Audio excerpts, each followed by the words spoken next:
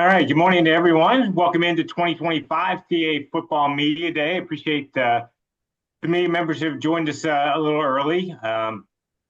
We just 45 minutes ago announced the preseason poll and preseason all-conference team. Always an exciting way to start the season, and we're excited to be joined by our 14 head coaches over the next couple of days. We'll have 7 coaches today and then 7 coaches again tomorrow.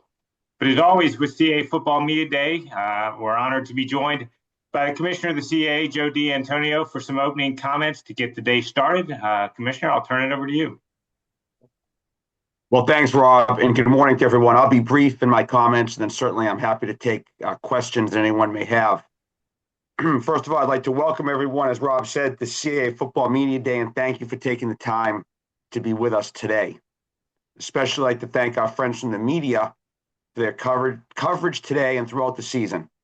Please know that we look at our relationship with you, as we always do, as a true partnership, and whether it's today, tomorrow, or any time during the season, please feel free to let us know how we can help in any way. I'd like to begin my brief comments today by welcoming Sacred Heart University to the CAA Football Conference. As I'm sure you are aware, we announced yesterday that Sacred Heart would be joining the conference for the 2026 season.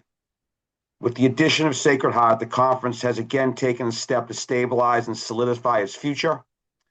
It's no question the CAA wants to be associated with programs that are committed to being competitive and successful. And with Coach No-Free and the Pioneers, we know we have found that combination. I also want to thank and recognize Villanova and William & Mary as they prepare to play their final season in the CAA Football Conference. While we are sorry to see them depart the CAA, we respect the fact that in this new era of intercollegiate athletics, institutions are making decisions that they feel are in their best interest going forward. As I always do, I also want to extend a big thank you and a debt of gratitude to the CAA staff that work tirelessly behind the scenes to make today and tomorrow a reality as it relates to our media days. Jen Kinderis, Lynn Newton, Jamie Greer, Dylan Smith, Ben Kane, Griffin Della Pena, and Amanda Poole.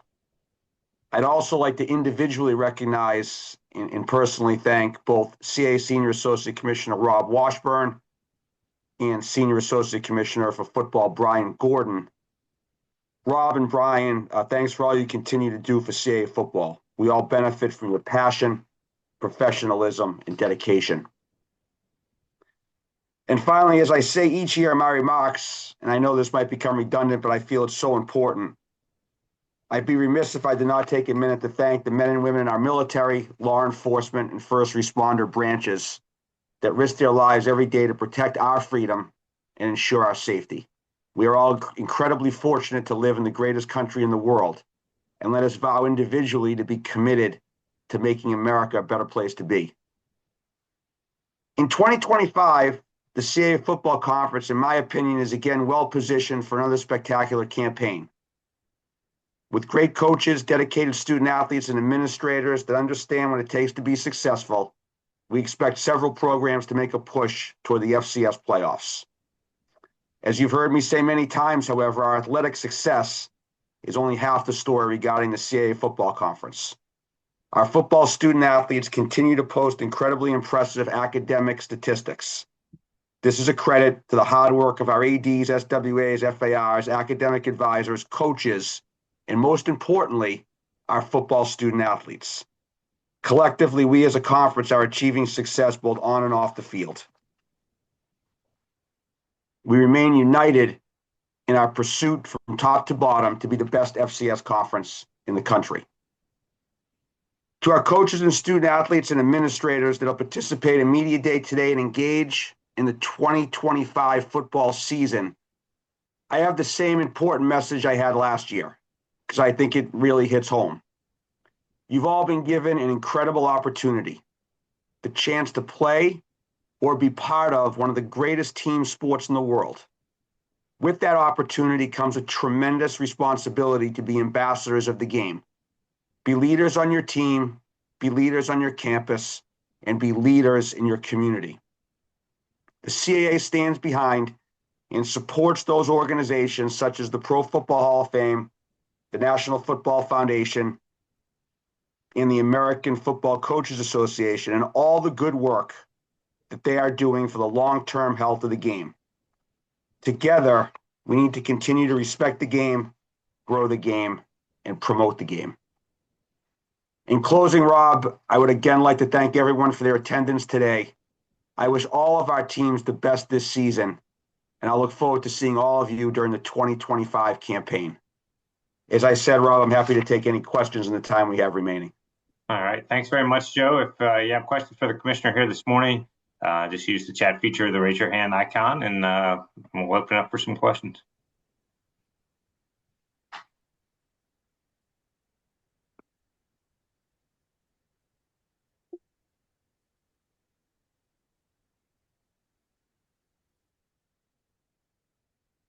All right. Joe, I'll start obviously with it's a sort of an unprecedented time in collegiate athletics with so much going on. How do you feel like some of these changes that have happened have ramifications in the world of FCS football? Well, Rob, you've hit the nail on the head. There are significant changes that have occurred as a result of the House settlement. And I think that it's not just FCS football, it's across the board in all sports that institutions are making decisions as we go forward that they feel are going to be best to position not only their individual programs, but also their athletic departments for success going forward. And, we have this season, we'll have 14 institutions in the football conference, 13 full members in the full member conference. And I would suggest to you that every single one of those institutions has a different game plan of what it means to be successful in this new era. So as people begin to make those decisions, we're going to continue to see, I think, some instability in a lot of different areas within the landscape of college athletics. And again, as I said in my opening comments, I respect institutions for making the decisions that they feel are appropriate at this time for their schools. Question this morning from Azar. Good morning, Azar. Hey, how's it going, Rob? How's it going? Hey, Commissioner, how's it going? Great to see you, my friend. Great. Same here. With the clearly to make the comment before the question is, you guys clearly have a blueprint that the conferences and FCS are following because they're trying to pick from this conference and expand. But with expansion, with you guys having the multitude of schools / teams that you have in the conference, comes great responsibility. And I don't want to use the word pressure, but it's when is the CAA going to be in the championship game with hosting the trophy? And how do you feel about that? Like, do you feel like that this conference is on the right route to that as far as getting into those championship games and winning those titles? Like, what are you seeing? I guess what I'm asking is through your eyes, what are you seeing that's making you feel that even with this season and moving forward, that there'll be a school in the championship game?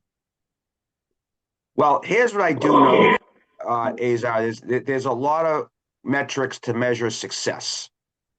And I'll start by saying that as we move forward in the CAA, as I said in my opening comments, we want to be associated with institutions that are committed to being competitive and committed to being successful. I think top to bottom in the CAA, we have that. If you look at the strength of the conference as we go right up and down the lineup, that's what our strength is. There really aren't any weak links, in my opinion. So you couple that with, okay, if there are no weak links, are we going to have an opportunity to get multiple teams in the FCS playoffs? And I think year in and year out, that is going to be the case. We are going to have those opportunities. And then, once you get into the playoffs, it's really no different than getting into any other playoff format, right? Whether it's the NHL, whether it's the NFL, whether it's the NBA, any team that gets into the playoffs and is Major League Baseball, any team that gets into that playoff structure has an opportunity at that point to win a championship. There's a lot of different factors that come into play when you get that far, right? Sometimes it's luck. Sometimes injuries play a factor. So I'm not basing the success of the conference year over year on do we have a team in the championship game or do we have a team winning the national championship. There's a lot more to success than just that one fact. And the consistency of how our institutions perform year over year and us staying strong from top to bottom and our institutions investing in football, those to me are going to be the keys to success going forward. Thank you. You're welcome. Thanks for the question.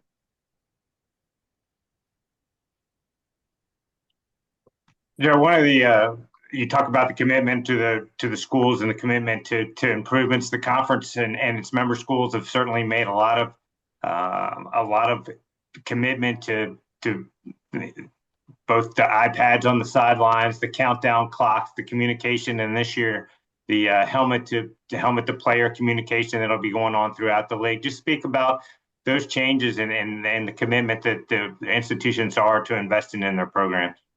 Well, it's a good question, Rob, and I think it really goes back to the question that Azar asked just a few minutes ago, and it speaks volumes of the fact that the CAA football conference, its administrators, its coaches, its student athletes deserve the opportunity to be playing at the highest level and have the opportunities that are available within the rules of the game at the highest level. So all those things that you've talked about, many of them are permissible, right? They're not mandated, but they're permissible things to do.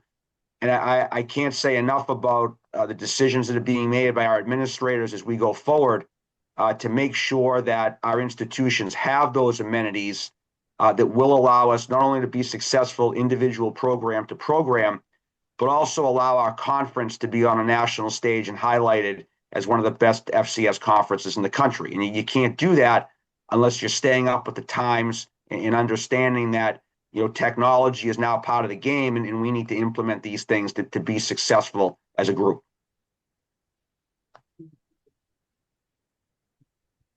Question from Bob Sutton. Good morning, Bob. Good morning, Joe, from down here in North Carolina. Quick question regarding the composition of the CAA football membership. Obviously, yesterday's announcement changed things a little bit, but is there a chance that you go to divisions, or what is the temperature on that type of thing? I guess with 13 teams, maybe that's a little different than if there'd been 14 or 12, but where does that stand these days? Yeah, appreciate the question, Bob, and good morning. With a 13-team league, I would never say never on anything, but I don't see us immediately in a position to going to divisions. We'll be releasing specifics about the 2026 conference schedule at a later date. We really continue to be focused on the utilization of a scheduling model that limits air travel and reduce overall costs. And certainly we'll be looking at all options as we go forward. Obviously, with an odd number of teams, there's a couple of small challenges, certainly not insurmountable. But my gut would tell me that divisions are probably not in the future, but continuing to play a geographically efficient schedule likely will be. Great, thank you. Appreciate the question. Follow up, Joe, from Azar. Go ahead, Azar. Yeah. Well, one more question. I just, from a perspective, especially being a African American writer, with the HBCUs coming in, I always wondered, because I think nobody's ever touched this, but HBCUs definitely need spotlight. And I always have felt like up until with D. Hello? Commissioner, can you hear me? I can hear you. Yep. I heard you say Okay, up until. Yeah. Yep. Okay. Oh, always until Dion got around, the HBCUs weren't being highlighted. They weren't really being on TV. I think with North Carolina A&T and Hampton coming to the CAA, it really helps them get exposure where they wouldn't normally get it, which is great. I definitely, whoever made that decision, I definitely want to say thank you to that. I just wanted your perspective on how you guys, how did that come about? I would bringing Hampton and North Carolina A&T into the fold. Yeah, it's a good question. And first of all, obviously this isn't their first season with us. They've been with us for several seasons now, and they came in as full members. full members, not only into the football conference, but also into the full member CAA. And I'll just run down the list for you, Azar. Number one, as we looked at expansion candidates to create both a sustainable and competitive model a few years ago, we were focused on institutions that, number one, provided we're in the geographical footprint of the conference, which obviously both of them are. There needed to be a commitment to academics at the institution. So both of those schools are great academic schools and certainly check that box with no problem.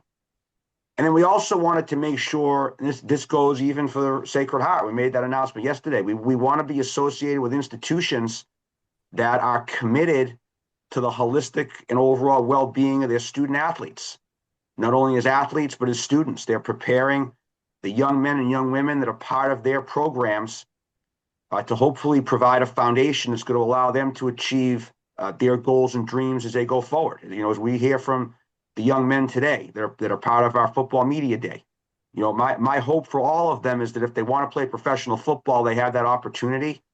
But I also know that in the CAA, we have great academic schools, and they're getting an incredible opportunity to get an education and lay the foundation for their future. And candidly, when you peel back the onion, there's nothing more important than that. And we knew that in A&T and Hampton, we had that with those two schools. So those were the driving factors. And then what you add on top of that, which I think has been a tremendous, tremendous thing for our conference, is you add on all of the pageantry, the tradition, and everything that goes along with our HBCU brothers in the schools. And it's been a tremendous addition to the conference. What they bring to the table with their bands, what they bring to the table with their spirit squads, what their fan bases bring to the table. When you go there and you get to be part of a homecoming event, it's like nothing you've ever seen, right? And that passion speaks volumes. So they have been tremendous additions to the CAA. And you talk about hopefully from a TV standpoint, all of their games are now on Flow Sports, but they're getting so much more than that. When they go on the road, there's local linear opportunities, and they're getting additional exposure there. So that's not just for the two of them; that's for all of our schools. So we couldn't be happier with the addition of A&T and Hampton, two great institutions. I'm excited. I'm excited for Sean and what he's going to bring to the table at A&T. I think Trent at Hampton. So I am bringing one down to 125 right now. Trent at Hampton is really doing a great job in turning that program around, and we couldn't be happier to have them as part of what we're doing. Thank you.